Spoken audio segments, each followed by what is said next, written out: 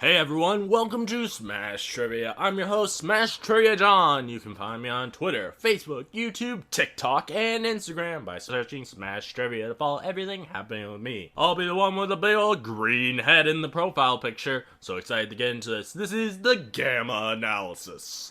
Basically, in this series, I'm going to review everything Hulk, all the movies, TV shows, and I also do random other geeky films.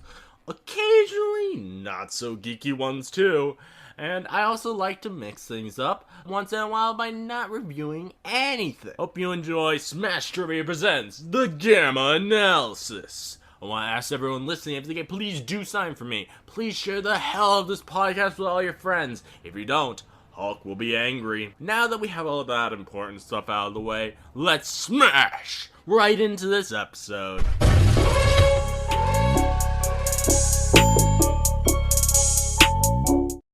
Hello, my Gamma friends. Today I'm going to review both Daredevil and Elektra from the early 2000s, and I'm joined by Megan from the Vigilante Vibes Podcast to do this. How you doing, Megan? Good. Thank you for having me. I've been a big fan for a while. Thank you for coming on.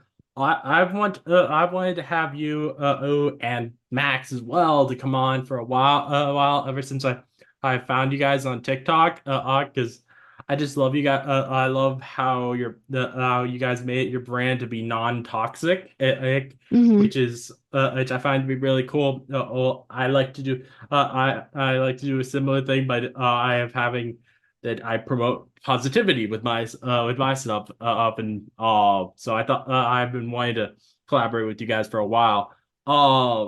I wanted to do these two films because of Elektra going to appear in Deadpool and Wolverine, and since I had never seen these films before, I wanted to be able to have seen all the films of characters who will probably appear in that. That's what I'm doing too. I'm doing the big X-Men rewatch right now. Makes sense. So, oh, what did you think of these films? I know they're very much disliked by a lot of people. They're very, very dated. I think when the movies came out, they were really great because it's not something we really got before. But I think people go back and watch it with today's standards, the end game standards, or they watch the Daredevil movie or Elektra Mhm. after they have watched the Netflix series for Daredevil with Charlie Cox, which isn't really fair. I get it's the same character, but is it? There's two different interpretations, and it was Very so different. long ago. And they gave us so much in Daredevil, the movie, for being that long ago. You got Elektra, you got Foggy, we even saw a Karen, you got Kingpin, which I loved the casting for Kingpin. I Oh thought it yeah. was great. Yeah. What did you Oh think? yeah. So as I said, this is the first time I've ever watched either of these two films, and I enjoyed both of them, but particularly enjoyed the director's cut for Daredevil. Not so much the theatrical cut. And I think a part of that might be because I spoiled myself by watching the director's cut first. I was Hmm. making because it is a lot better and there is so much cut out of the theatrical cut that makes it so that it not everything makes a lot of sense in that. um Yeah, that's fair. the I liked the biggest thing with Daredevil that I loved about it is the feel of it. I miss that over the top ridiculous campy vibe that early 2000s and Marvel films and it was really fun getting to go back to that. I felt really nostalgic for me.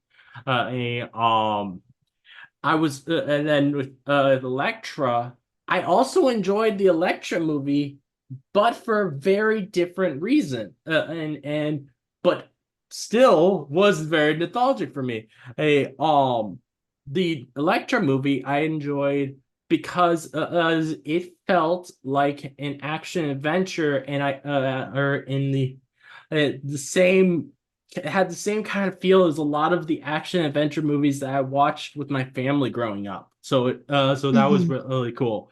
Oh, it I and so I had two main criticisms of Daredevil, and those two criticisms were actually fixed with Elektra. That surprisingly and surprisingly is my main two criticisms for Daredevil are that I don't think there's really much of a story there with the Daredevil film. It feels more like just a bunch of random events in Matt's life, and they're connected by one line of dialogue at the end. Um, and also I didn't like how little time we saw Daredevil fighting Kingpin at the end. It's a very short final fight between them versus we get a lot more of a final fight scene in the Elektra movie. Well, I think Daredevil, it was very, very clear that they had planned to have multiple of those movies, especially Mhm. with the end credit scene. So I get what you're saying, but I think if they actually had the other films, it would have uh, made it make more sense. My biggest Mhm. criticism with the Daredevil movie is Elektra. I hate Jennifer Garner as Elektra. I hate it. Okay. I hate it so much. She's a talented actress, but I've mostly seen her in rom-coms or some kind of comedy. And that's just stuck with me. It's the same thing as Mark Ruffalo. I cannot take them seriously. And it's unfortunate because they're I'm really sorry. good, but I can't take it. And I tried Understandable. so hard.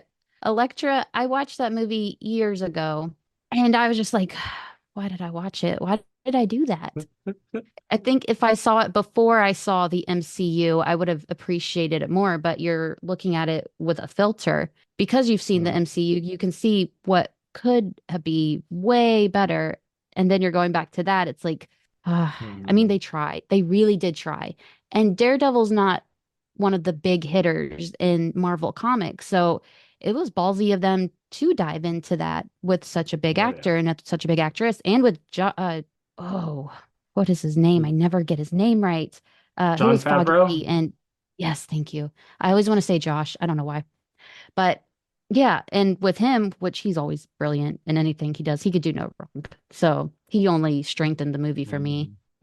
Mhm. I enjoy Foggy's performance, but I found it weird and I don't know anything about the character in the comics, so this might Mhm. just be my I being blinded by having watched the Daredevil show, but he's not a bumbling idiot in the Daredevil show. He's actually a competent lawyer versus it doesn't seem like he is in the movie, and I found that weird. I think I don't agree because you see him trying to get more clients, trying to do the work, and trying to push the Daredevil to, we got to take clients that can afford us, that can actually pay us, not pay us in some kind of fish.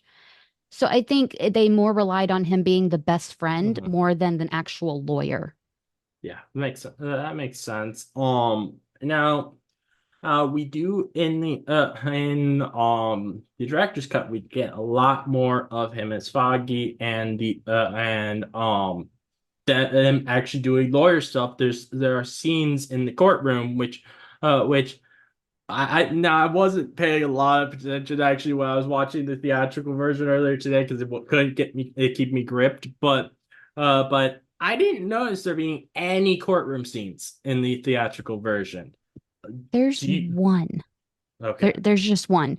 And I So, only remember it wasn't memorable, but I only remember it because you see him hold um the walking stick just like Daredevil does with both hands rush straight down in front of him. That's the only reason why I clocked it. Nothing big happened, nothing cool yeah. happened. And I want more So, of that. yeah. There is both in the director's cut. There's both a scene of Daredevil, Matt Murdock, are defending their client in court, and there's one where because Matt's not there, Foggy has to do it, and he acts like a bumbling idiot. He doesn't. He's not Oh, able to be a lawyer at all, really. oh He, wow. and that's which the courtroom stuff up and them actually having a client is this big thing is a big thing that they changed with the theatrical versus the director's cut, as you have it is this whole storyline in the film about them having this client and trying to help him in investigating in his case, both as Matt Murdock and as Daredevil, versus the theatrical cut. I didn't get any of that from it. I I'm curious if they made him look like an idiot. Like in the show, Foggy doesn't have that, not courage, but confidence to hold his own in the courtroom like Matt Murdock can, Hmm. which, it's Matt Murdock. Of course, he's going to do better. But I'm wondering if they meant to make it look like he just wasn't that confident rather than making him look like he just doesn't know what's going on. Because the theatrical version, he seemed pretty sure of himself, but then again, like they should have had more courtroom scenes because I feel like he was just there just to be eyes for Daredevil, nothing else. Yeah. Like a big part of what made him not be able to do things well in his courtroom scene was because as well, partially they made it seem like he doesn't know what he's doing, but also they had that all of their courtroom documents are just written in Braille, so he does not Oh my know God. what they say. It's yeah.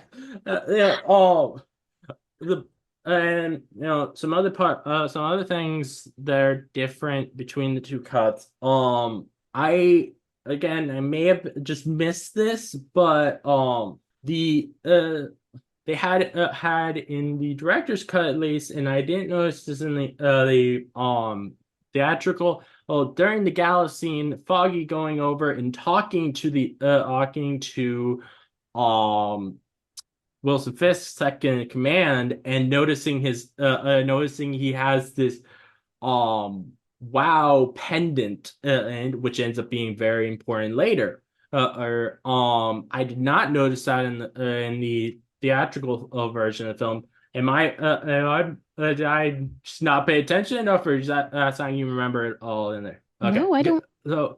So I need to so watch this other they end version up because I'm learning. so they end up using in that along with the investigations that Matt has done on Kingpin, and to who be able to alert the police that Wilson Fisk is the Kingpin, and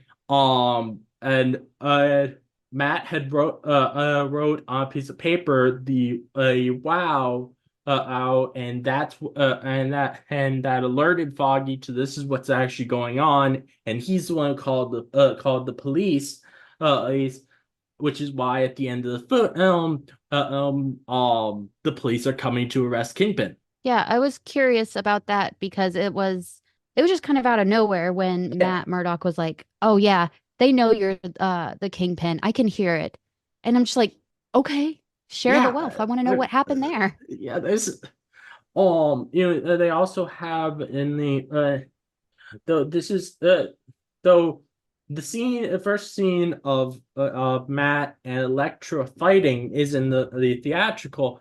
It cuts off right when she tells him her name, and that I think that very much changes how you see things, because you as in the director's cut they show her being brought over to this black tinted vehicle, showing the fact that she's a part of this crime family, Hmm. which that gives you everything you need to know about her immediately, versus in the theatrical. I'm pretty sure you don't really find out that she's part of the crime family until the gala. You find out when um I believe I want to say it's when Foggy says, "What's her name?"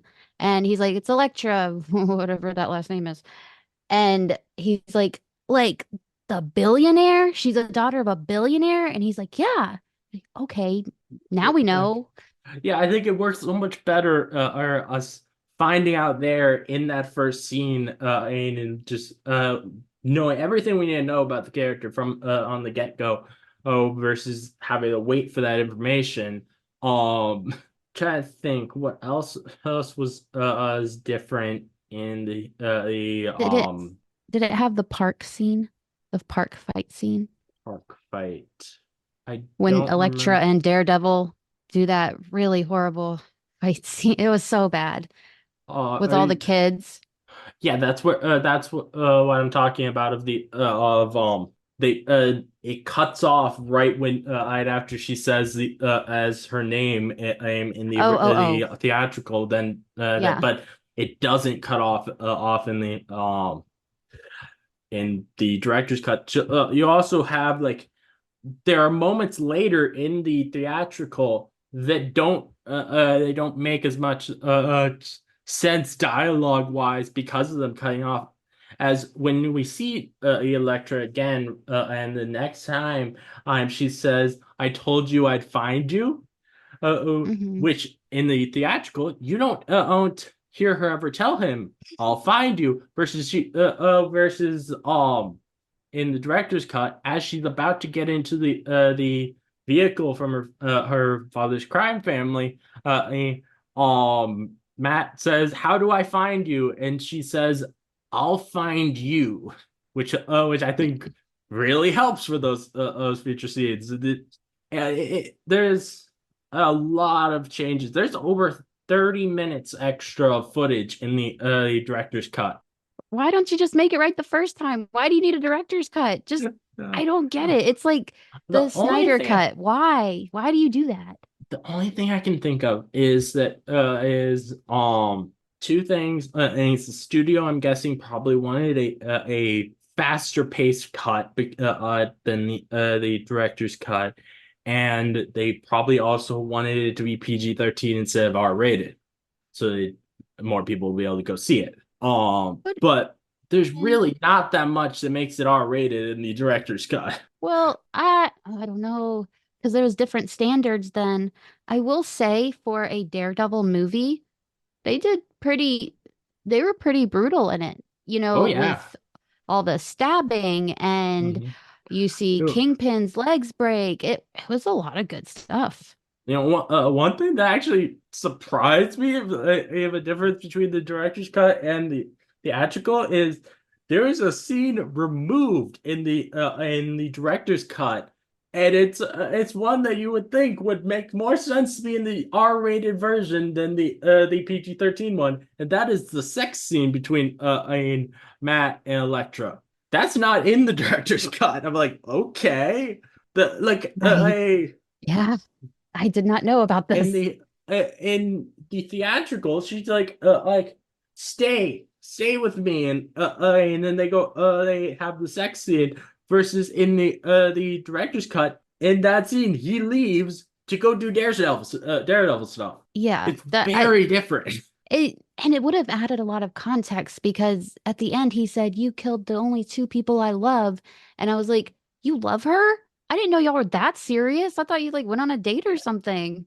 Yeah. No, no, that dialogue at the end is so strange to me, and obviously they put that in to connect all the events of the film, since there's no other thing really connected to the events.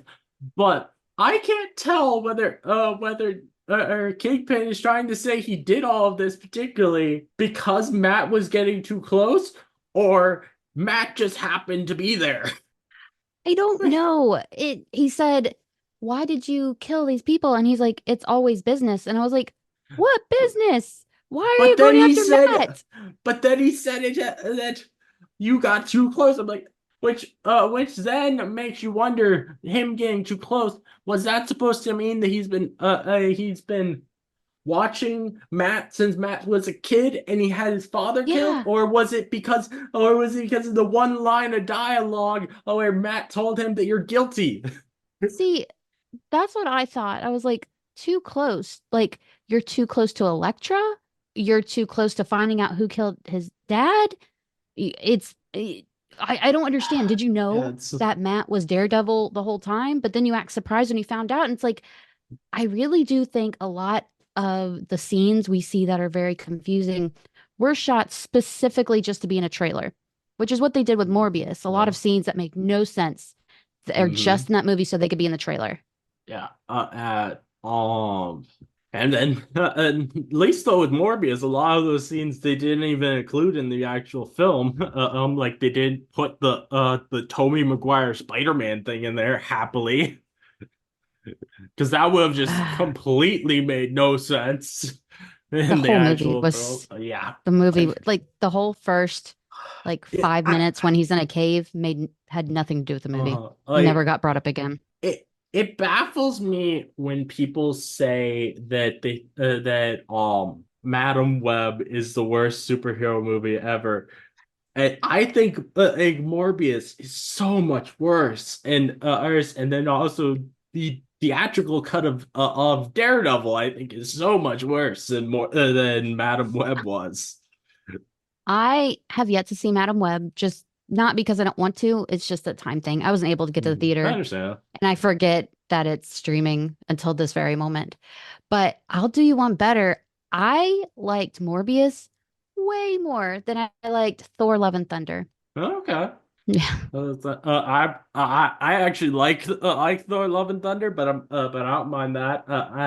I think a big part of what makes me a really not like Morbius is I don't like Jared Leto either as a person or as an actor. So fair.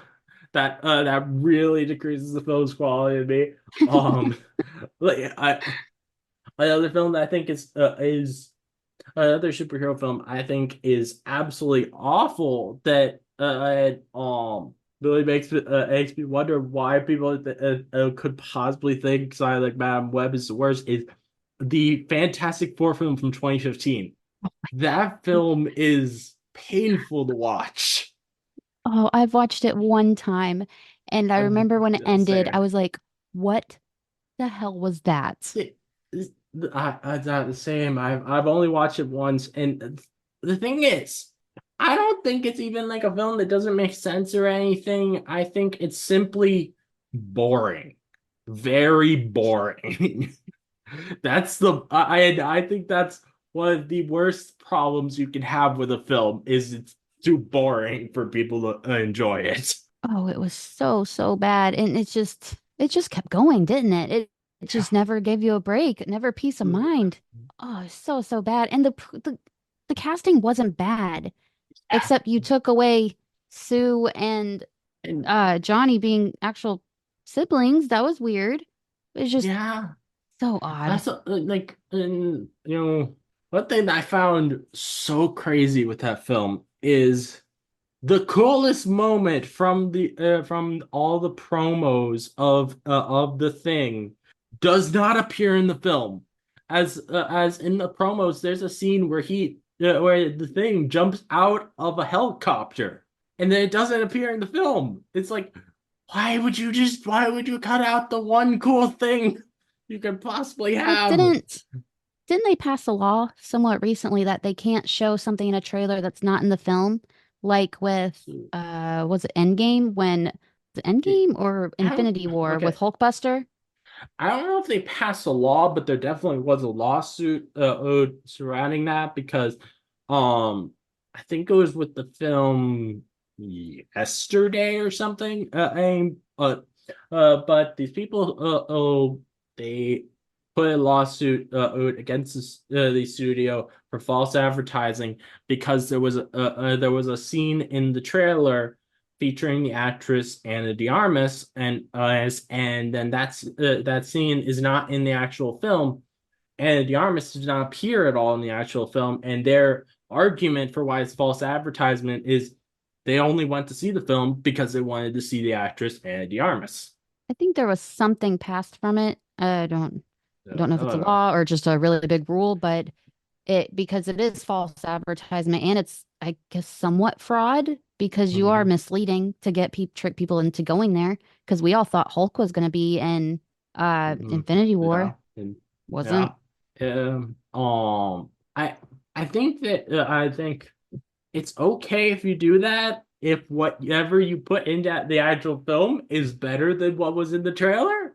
But if it's not, then that's definitely you're going to, that people are gonna be angry about it. But even then, it goes back Yeah. to personal preference because Hmm. you could think it's better, and some people are like, I literally only went for that one actor. Yeah. So, like with Morbius, if they said Matt Smith is in the movie and I went and Matt Smith was not in the movie, I'm Hmm. suing everybody. Oh yeah. If you made me sit through that. Oh yeah. Um. Uh, I think going back to actually Daredevil I thought was absolutely hilarious that is so ridiculous to me is that even though they didn't say this out loud, this version of Daredevil obviously has a sense for if attractive women come in the door.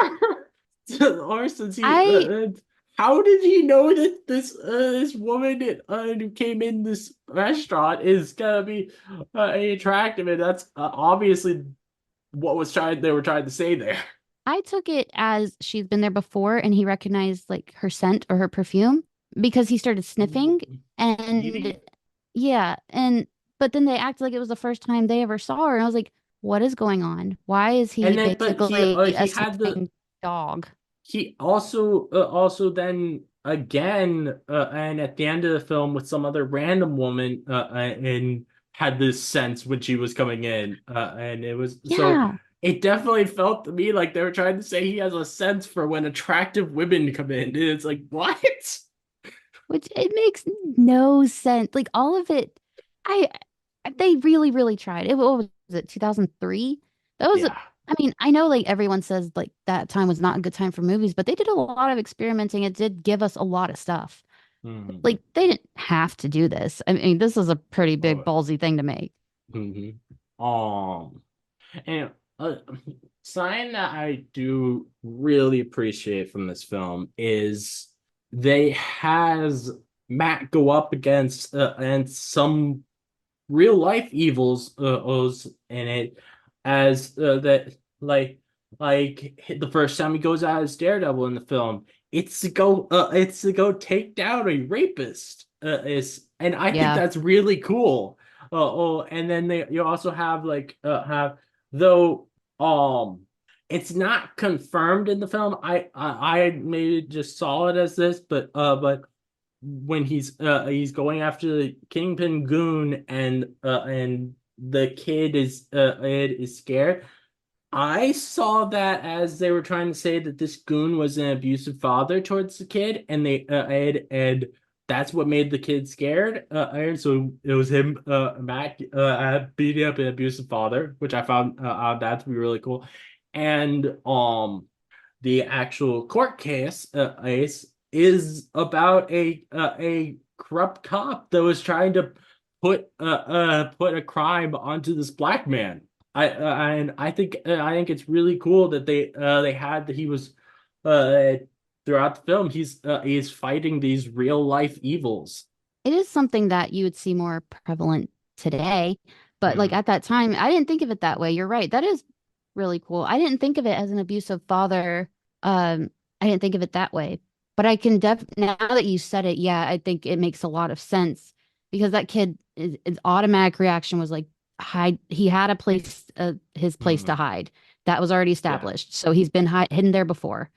And Hmm. he automatically assumed that Daredevil's going to hurt him. What child assumes an adult's going to hurt them? A Yeah. child who's been hurt. So yeah, I think you're onto something there. And I just think that's a really cool thing, and I wish more superhero things would have the characters go up against real life things like that. Um, I remember another film that is a film that a lot of people dislike that I ended up really enjoying, the Howard the Duck film from the 80s. There's a scene where eats up a guy who is trying to take advantage of the singer these singers and Beverly's band it's basically the exact kind of stereotypical thing of that has been the world been told about with the Me Too movement and I think that was really cool that they had even back in the 80s is him beating up a guy who literally says he wants to take Beverly and the other girls up to a hotel room and force them to do things with them if they want to be paid. Oh, I actually haven't seen that movie, but I didn't know it got so dark. Well, it's not really it doesn't really get very dark, but it ends up for this really funny scene where he beats the shit out of this corrupt manager and then becomes the manager for the band afterward. Gosh, I need to watch it now. Now, because I've always been told like just don't watch it. You're good. It doesn't add It's a anything film and it's that horrible. But like it's I a always like those film that movies. yeah, I it's a film that you're either gonna love it or you probably won't. I love of absolutely goofy superhero films, so I end up absolutely loving it when I watch it, even though I expected to hate it going into it. So you like the Uh, over the top, like the yes. very campy one. Okay. Oh I yeah. I do have a soft spot for those. I think because I've watched them my whole life. So going back, Mhm. like watching the first two Fantastic Four movies, Oh I yeah. love them. The X-Men movies, I love every single one. Mhm. I find something enjoyable in every one, and I'm not Yeah. even a Wolverine fan. The only So the only one of the Fox X-Men movies that I dislike is Dark Phoenix. That's the only one of them I end up disliking, and it was mainly just because it felt like not much happened in it. I felt like the whole film could have been like just the first 20 minutes of another film. yeah, that's very, very fair. That was, I will say that is my least favorite one out of all of them. But I mean, Um, it's still that one confuses me because it wasn't even given to us at a time that we didn't have superhero movies. That was just like it's like they knew they had one I more left and they just were like, just do whatever you want. I think it was a lot of studio meddling and Hmm. reshoots that caused it to be the way it was which that and then how Morbius turned out is a big reason why I don't see reshoots for superhero films as this positive. I see it as more likely than not it's probably going to end up being worse if they have to do massive reshoots reworking the film. Well, you see, reshoots, I have such a weird thing with them because you don't hear about reshoot shoots unless it's a Marvel movie. Like, Mhm. you never heard reshoots for Lord of the Rings, Star Wars, Harry Potter, nothing. If it's a Marvel movie, Yeah. though, they're very, very quick to report it. And everyone said that Captain America Brave New World, because it has to have reshoots, it's gonna blow. They say it's gonna suck. But we just found out they're reshooting because they added a new character that no, it's a secret character that's Mhm. played by Gustavo, Like, yeah, no, the guy who plays Gus Fring yeah, in yeah, Breaking Bad. And that's like, Giancarlo Esposito. thank you. I can never, I'm so bad with names. But That's all right. I understand yeah, that. he he was added to it. So everyone said, "Oh, it's gonna suck. It's woke. It's trash. It's because it's not Steve Rogers." But they just Uh, added a huge player to it. So I always think like let's just wait and stop because Endgame, Infinity War, every single Avenger movie had reshoots. yeah, Something gets changed, something needs to I be think. retaken, something is added. And Mhm. I think I think it's very the thing is, common. yeah, normal reshoots absolutely fine, but if the studio is making a big deal about them being like we're going to rework the entire film with reshoots, that's where I'm like, I feel like it's going to end up being worse for you from you doing that. And like I'm really glad last year that because of the actors strike, Disney wasn't able to do the reshoots that they wanted to do to the Marvels. Because I think that would have ended up making the film worse, or than it was. And the Marvels would end up being a film that I really enjoyed. Hmm. I think reshoots mean many things. Like there's some movies that were fixed with reshoots. Like, I mean, if you want to look at it, Daredevil Born Again, Kevin Feige went in there and looked and watched what they had already filmed, and he said, I hate it. It is horrible. It makes no sense. So he's more involved now, Um, and he brought back Karen and Foggy. He brought in a Punisher. He's yeah. revamping the whole thing, and it was all because they went to go No, see if it needed reshoots. yeah, one thing and with that I do want to say like though I do think that was a very good idea to do it was dumb them not having those shows be canon and but the one thing that I that kind of that I kind of feel bad about with it is the new actress they cast to play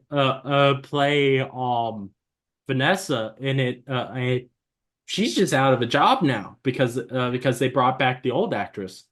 Marvel does a really good job of if someone gets recast, they give them another role. So she's Mhm. probably another role.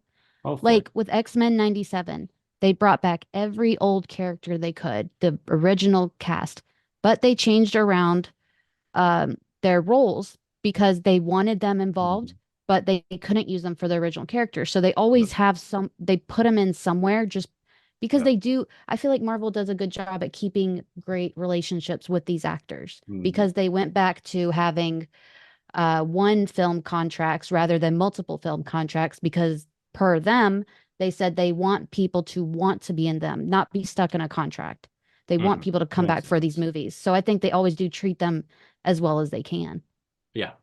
Now a couple of things I wanted to mention for Daredevil and Elektra.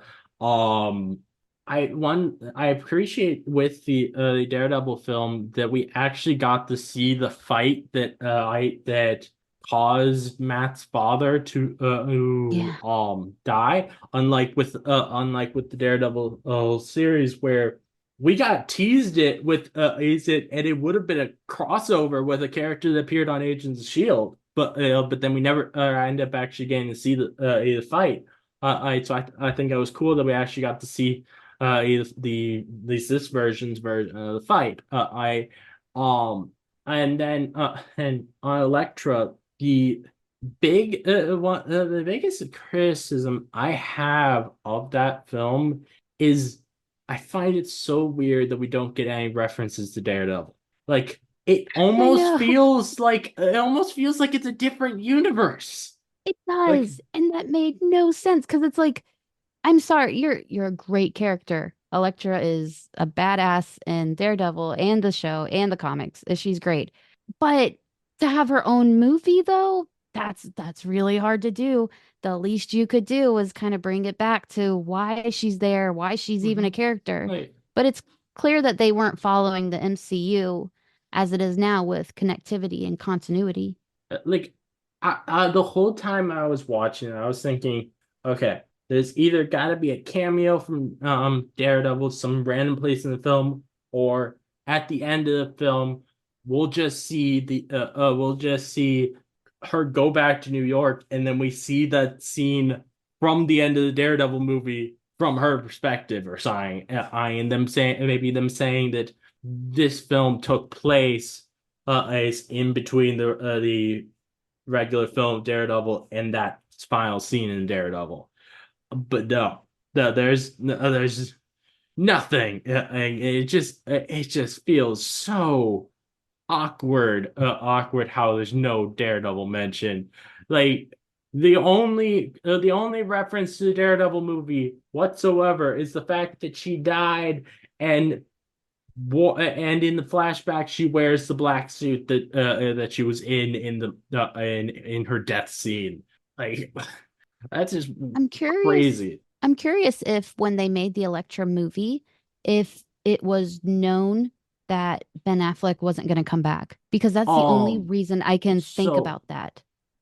so there originally was a cameo from Matt Murdock, not in the Daredevil suit, but just Matt Murdock, in Hmm. it, and they cut it out apparently because they didn't want people to blend the real life relationship between Ben Affleck and Jennifer Gardner with the characters in the film because apparently somehow that ended up negatively affecting another box office for or a film that they were in together. But it's just so weird. Um, like I would think if your two lead actors is from one film are dating and you make a spin-off for the other, you're gonna want to play up the fact that they're dating and that they I'm pretty sure started dating AIM from meeting each other on the set Yeah. of Daredevil. I would think you would want to play that up. Yeah, it's weird. Um, and finally, I think the last thing with these films that I really want to mention, I think it's cool how there's a lot of characters in the Daredevil film that are named after comic writers, including and Kevin Smith's character in the film. I'm pretty sure his name Jack Kirby. So I think Yeah. that's really cool. Yeah, Kirby. Yeah. Yeah. I thought that was, I love when they do things like that. It's just such a cool homage to Hmm. pay. It just kind of shows you at least someone on set read the comics. hmm Also really enjoyed like Colin Farrell as Bullseye. I thought he was a really fun character. Oh, he annoyed the hell out of me. Oh my Uh, God. I found him, he was a really good villain, and I was Mhm. rooting for him just to like die. So he did a good job because I really hated him. But It's really fun. There's a line, I'm pretty sure it's only in the director's cut, where he asked Kingpin to get a superhero suit, oh no, and then he doesn't, and then he doesn't even get it he at said, any I point. only have, I think when it was when he was like, I'm gonna take out Matt Murdock for free. He's like, I want a suit. And then like He Kingpin's doesn't. like, no, like that's so, give him something. Like, this is, oh man. Oh, and I find it really funny that villain in this with Bullseye I being played by Colin Farrell and Daredevil being played by I Ben Affleck. They those two actors went on to play a Batman and a Batman villain. Oh my God, that's right. Oh my Like, God. that's I didn't really think funny. about that. Ugh, I feel like Ben Affleck has this little group of friends that he will only be Mhm. in movies with, like George Clooney, Matt Damon, Colin Farrell. They're Mhm. all just in this weird little Uh, clique, and I love yeah, it. and Kevin Smith, because he's in basically all of Kevin Smith's movies. Yeah. And they all work Oh, together. It's very funny, but I think Bullseye and Daredevil had better chemistry than Daredevil and Elektra, okay. which is kind of strange because they were married in real life, but they're Mhm. divorced now, so I think I'm onto something here. Yeah, possibly. Yeah. One thing I did really like in Elektra is I liked the red suit. Oud. I thought it looked really cool. In that, and I hope they use that same suit when she appears in Deadpool and Wolverine. If she wants to, I mean, she's much older and modest now.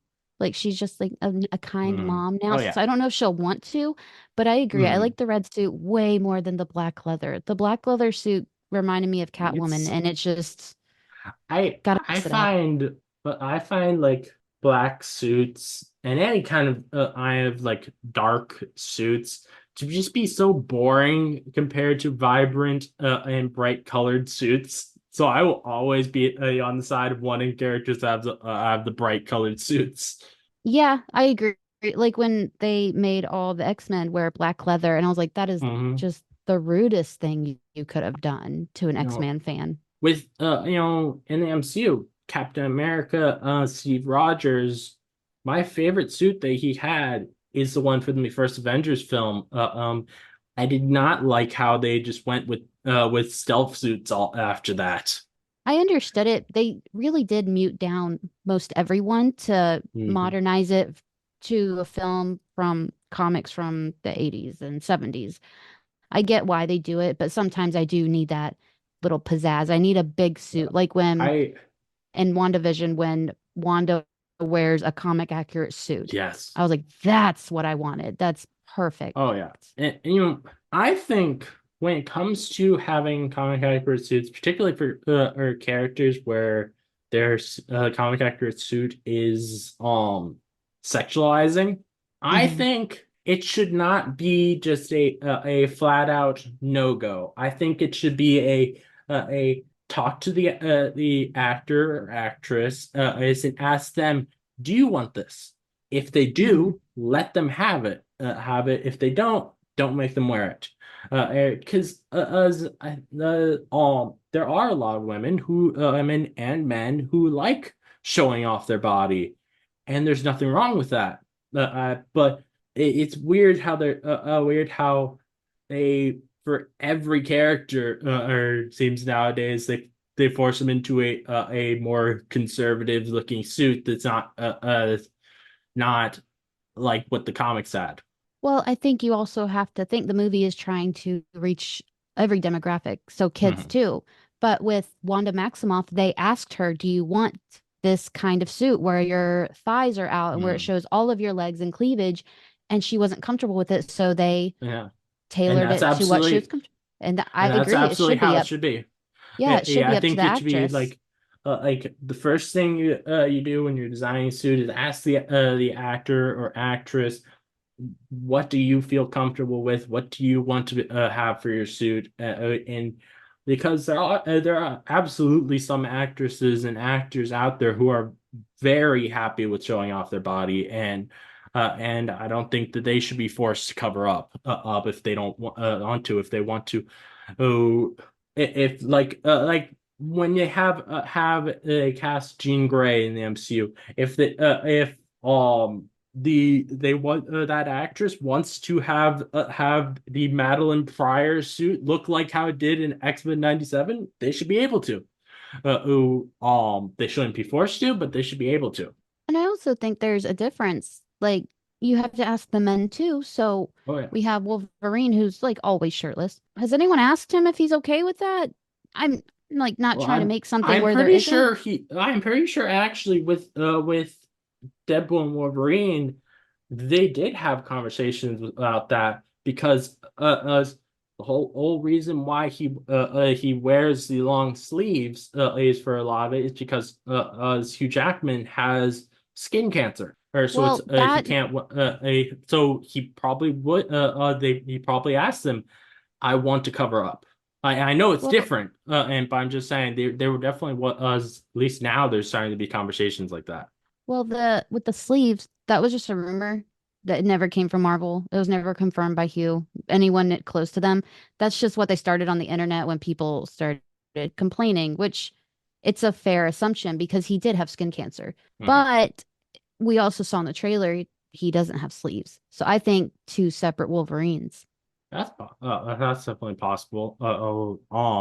Which one thing in I noticed just this week in one of the Deadpool Wolverine trailers that I find very interesting, and this may just be a mistake in the joke, but Deadpool was commenting on how Wolverine's claws were not coming out, and he said that's common for Wolverines over 40. I wonder if this version of Wolverine actually is 40 and not in his hundreds. It's like the like Wolverine actually is, because he's very old, old actually, He is. normal usually.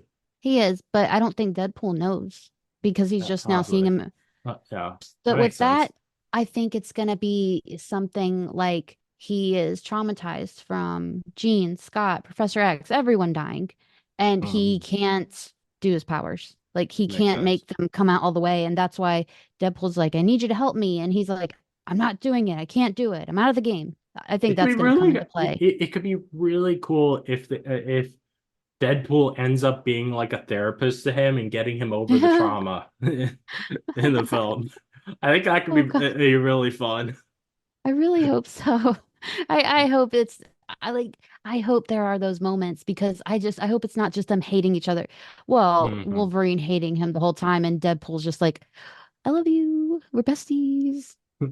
I'm something I'm very happy about with this Wolverine that I've kind of missed is for a while with Hugh Jackman's Wolverine is he's gonna feel similar to the Wolverine we had in the early 2000s with the films where he is cracking snarky remarks at arcs versus with some of Hughes O's later films, like Wolverine, Logan, and somewhat with Days of Future Past, as he's a lot more serious versus he definitely was not a serious character in the early 2000s, and I think it's gonna be really fun getting that snarky Wolverine with the R rating.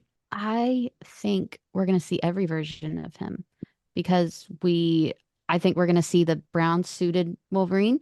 We know we're going to see Patch from the comics. Um, I think we're going to see quite a few different variants of Mhm. him. So I'm curious I on how he I keeps want how many. I think two particular things I would like to see with him a variance is one that is literally a CGI'd eyed Hugh to make him short, or I think would be funny. I just like and they can make a joke about how they did CGI to make Chris Evans short in Captain America First Avenger, and Yeah. another one on I want them to do a parody of uh how we got John Krasinski as Reed Richards in Multiverse of Madness by having there be a joking cast version of Wolverine in this is and for that I would be wanting it to be the Danny DeVito one that there's been Oh my all God. that that fan art of. I think would be hilarious. I never thought about it until now, but I'm starting to think you might have a point here because I signed a petition 4 years ago that said make Danny DeVito the MCU's Wolverine, and it had over 500,000 signatures. So they know about it. They know that's I what feel some like people want. I feel like it's something that Danny DeVito would be very willing to do. He's shown he's not he doesn't have a problem with working with Marvel as they had him do an ad for the She-Hulk show. Where he was basically just saying he likes the show. So he's definitely willing to work with Marvel. Which is interesting that he did that because that was our first hint of Wolverine was in She-Hulk and the MCU. So Oh that's yeah. it's interesting. Which I think that there's that I think that Wolverine though that we hear about in She-Hulk, I think it's gonna be a reveal to have been Hugh Jackman's and Wolverine because at least according to the rumors, the Deadpool and Wolverine takes place in our present day, not the present day of the MCU. So by the time that She-Hulk's taking place, they will have already been in the MCU if the rumors are true. Well, plus we also see them jump through a portal. So, Yeah. and that looked like So Wong or Doctor Strange's magic. So I where are they do going? I do think that that is an interesting thing that I don't know whether it's going to end up being a portal to the MCU or not. Uh, yes, all the fan art has used those Doctor Strange and portals for characters from the multiverse coming over, but when we've been shown stuff in Multiverse of Madness and in No Way Home, they weren't it wasn't Doctor Strange portals that brought characters from other universes into the MCU, it was completely different looking. So I think Yes, I think it could end up being something different. it could be Ned from well, because he has the magic Well, and yeah, he that's could be true. becoming Hobgoblin. Yeah. And another thing out of the trailer for Deadpool and Wolverine that I think that a lot of people are wrong about, possibly a lot of people think that that in the clip where they're at a diner, that they're at Joe's Pizza from Spider-Man 2. I don't think that's where they're at because as it wasn't a diner or Joe's No. Pizza in the film. Uh, the reason people think that they're at Joe's Pizza is because on the menu the name Joe is mentioned, and though nowhere is pizza mentioned, and they're serving breakfast food there. Um, there's actually another other restaurant on in a Marvel film that has the name Joe, and it is actually a diner, and that's um Joe Roma's Cajun Sushi Diner, which is a sign that appeared in Howard the Duck. Oh, So I think I they may didn't be think a there.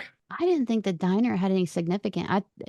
I thought they would come out of the diner and it would be named after a comic writer, like they did with Rob Yeah, Liefeld or something. that could be possible. Like Joe Quesada, maybe, Yeah, because I'm or it could pretty be. sure that's the name of a comic writer. What if it's Joe's Pizza, but it's a diner in a different multiverse? Yeah, it's possible. It's definitely possible. I think my wanting it to be a Joe Rogan is just gripping at strings, hoping that there's some kind of reference to Howard the Duck in one of these multiverse films because I just enjoy that film so much. But probably more likely a Joe's Pizza because the Spider-Man films are so much more popular. Yeah, yeah. I think the amount of little Easter eggs and cameos, I'm gonna have to watch this movie multiple times to keep up Oh yeah. because I just with the trailers, I Hmm. it's nothing but Easter eggs and I'm Yeah. already overwhelmed and anxious about it because it's gonna be so many. I'm so excited. Oh yeah. I think this is gonna be a film a film that people are looking closely at for years, trying to find more Easter eggs. I think so. Uh, And I also think something huge is gonna happen in the movie because it's the only MCU film coming out this year. And I think mm, that's done deliberately. So I'm curious at what's gonna happen, what's gonna change in the MCU from it. yeah. Definitely. I like it. It's probably not gonna happen. There's been multiple things saying that Hulk will not appear. But I love of this idea of when they get into the MCU at the end of the film, I want them to land on Hulk's beach and have that Hulk comes out to fight them, and Wolverine's just like what why did you have us out here Wade, and he's like, I wanted to make the fans happy. I wanted them to get a Hulk versus Wolverine fight. I See, think that would be funny. I do think the Hulk is gonna be in it because we saw the back of Patch. If you don't know, Patch and Joe Fixit, they were there. It's a comic run. Mhm. It's when Hulk and Wolverine are in Genosha, and that is their aliases. So the when we saw the casino poker table and we saw someone wearing white and they zeroed in on it, that's Patch, who I think is Mhm. going to be played by Daniel Radcliffe. And if you have Patch, why wouldn't you have Hulk's alias too? Makes sense. And though I could honestly see them swapping out Hulk in that for maybe Hmm. like Colossus or something. Ooh, And I like having that. and or maybe even Juggernaut. I like just because just so that they can have that cast from the previous Deadpool films get to appear more, because it does. It kind of seems to me like they may only appear in the beginning of the film. This would be then a opportunity that they could make at least with Ace with Colossus, him be able to appear a little bit more. Yeah, I can see that happening, especially like Colossus has just been so underused, so I'd like to see him. But I Mhm. do have to get going. Yeah, I I'm so understand. sorry. I absolutely understand, and I've put this too long. You're fine. Uh, oh, thank you, Megan, for coming on. I really appreciate it. Thank you for having me. It was so much fun. I hope we get to do it again. Yeah, I hope so too. So thank you everyone for listening. If you like this gamma analysis, please give a 5-star review on Apple Podcasts or 5-star rating on Spotify. I'd love to hear your thoughts on the episodes. Please let me know. If you'd like to listen more from me, please subscribe. Many more gamma analysis from me coming, so keep on the lookout. This again is your host, Smash Cherry John, signing off.